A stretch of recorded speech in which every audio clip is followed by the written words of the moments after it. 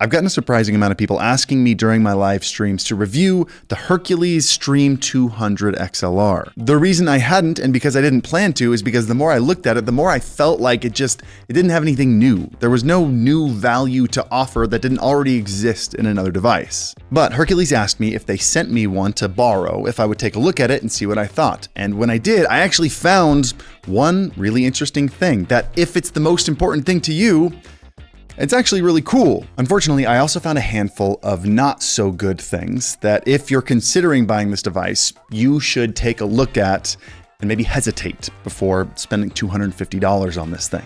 So yeah, disclaimers. I did not buy this device. However, I'm not keeping it. I'm sending it back. And Hercules has not seen this video before posting it on this YouTube channel. Streamers, before we jump into it though, if you're looking to add some professional edge to your stream, I got you covered with Own.pro, your one-stop shop to all your stream widget needs.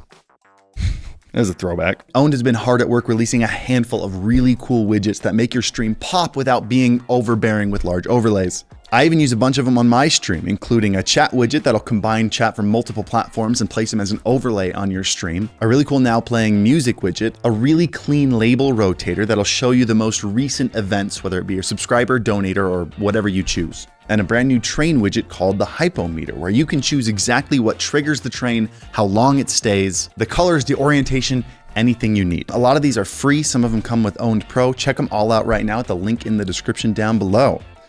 Let's jump into the Hercules device. So first off, opening this up, I actually really liked the look and feel of the device right out of the box. I think it looks very pretty. I think the buttons feel very clicky. The dials feel a little plasticky and cheap, especially the headphone dial, which when you turn feels like it's plastic rubbing on plastic a little bit. And the LED indicator going around it is only like 7 diffused LEDs, which I wouldn't normally complain about, except there is no other way of indicating the headphone volume. So there's no real way to dial in a proper headphone volume on this device. Thought that was a weird choice. I think the main draw of this device, the main reason someone would buy this is because it has all the exact I/O as a GoXLR, which is something a lot of people have been complaining about with new audio interfaces.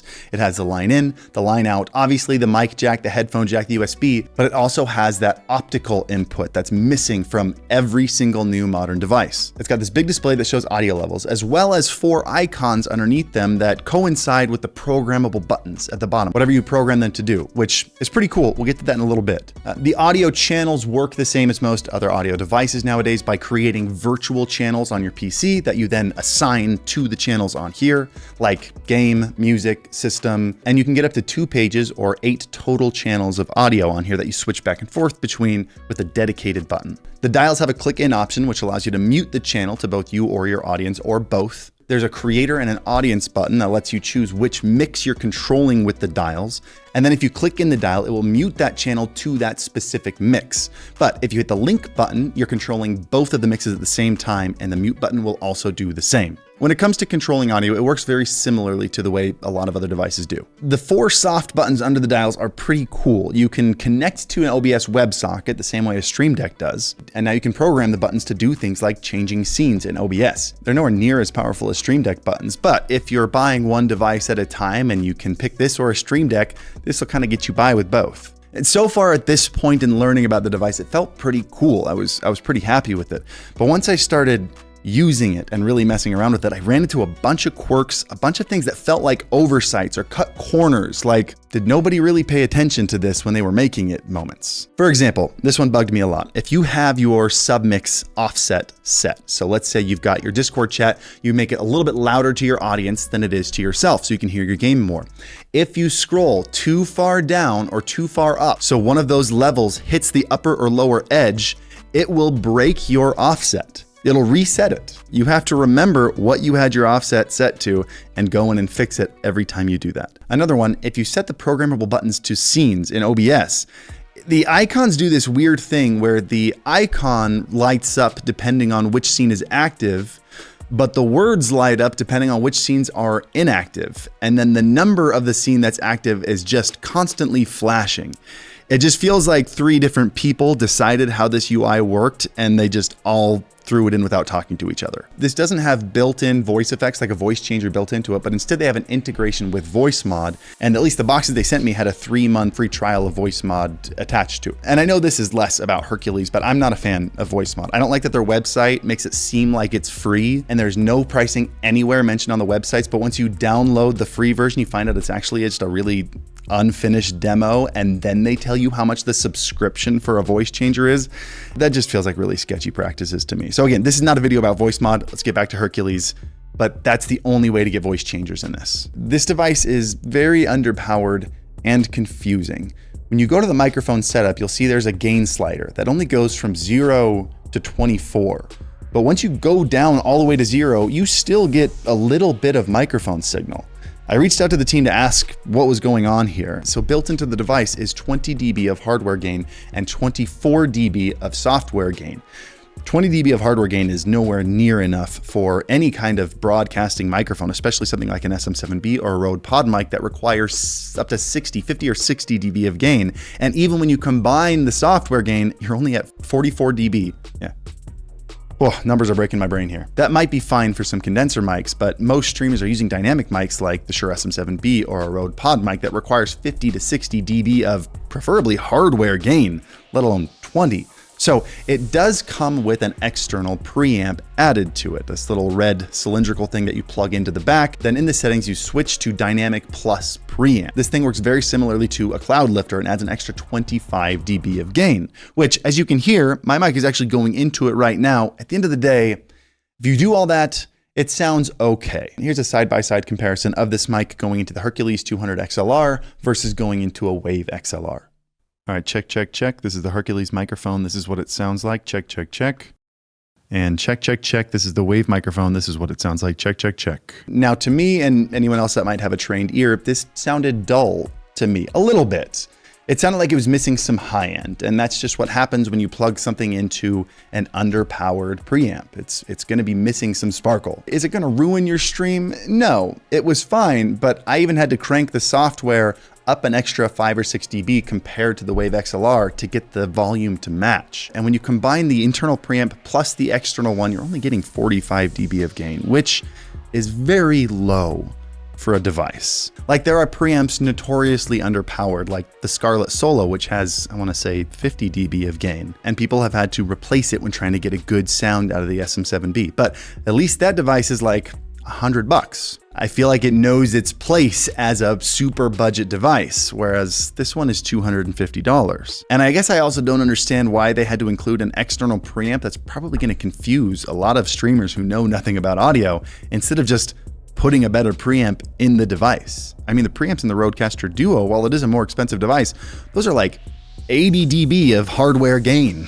It feels like they put a cheap preamp in there and then went, oh man, this is really underpowered. Let's throw an external one also. But now it sticks out of the back a good extra 3-4 inches. And so if your desk is up against the wall, you know, it's gonna jut out quite a bit.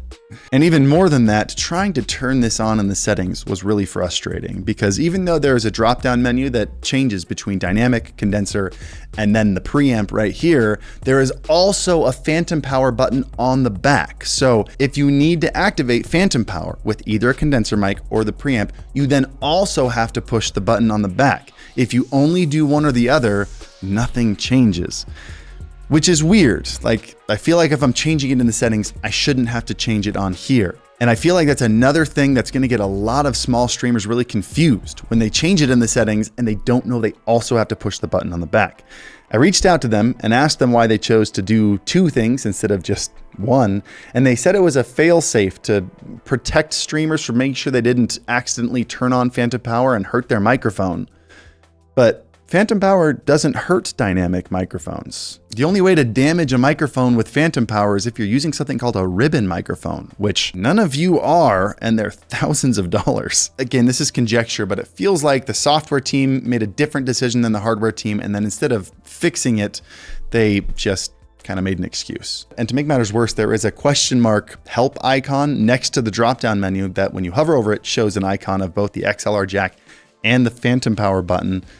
But even when you have it in dynamic mode, which doesn't require phantom power, it still tells you to press the button, which you don't have to do. And again, none of these things by themselves are deal breakers on the whole device. But as someone who reviews a lot of gear, it makes a device feel like it's not a top priority. Like they slapped it together, threw it out the door, hoped nobody would complain about it. And when there are so many other devices that have little details banged out, these end up being major red flags to me that this device is an afterthought. The mic effects built in, like the compression, the EQ, the noise gate, are the weakest I've seen on all devices, even weaker than the Roland Bridge Cast 1, which I've complained to them about this.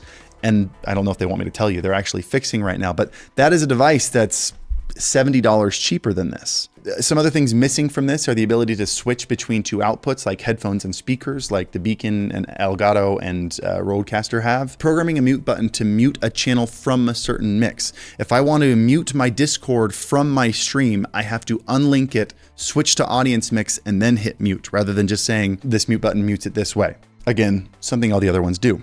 So in conclusion, let me rate all the different aspects of this out of 10. I don't mind a low power device. A lot of budget gear has its place, and not all of you have a high gain microphone. Some of you are using condenser microphones, and this will work just fine. But putting low quality components in here, bandaging the problems with an external preamp, cutting every corner in the software, and then throwing a $250 price tag on it, I just am gonna have a hard time convincing anyone to buy this. So in terms of usefulness and the feature set, it's actually an all right device. It's a decently featured audio mixer with good I/O and 4 programmable buttons. I would give that aspect a 7 out of 10. The actual user experience, though, when it comes to setting it up and using it on a stream, really brings it down a notch. When it comes to the confusing settings, the mediocre software, the bugs, I think I would rate that a 4 out of 10. And then the actual audio interface and everything I complained about there when it comes to requiring external parts, having weak effect controls, the underpowered components inside, I would also give that maybe a 3 or a 4. The thing is, the device does its job. Again, I'm recording with the mic right now. At the end of the day, it sounds okay. But the thing is, with its feature set and who its closest competitor is, I would say that's the Stream Deck Plus with the XLR dock. And that being $300 when you get them as a bundle, that device does just about everything this does, but 5 times better.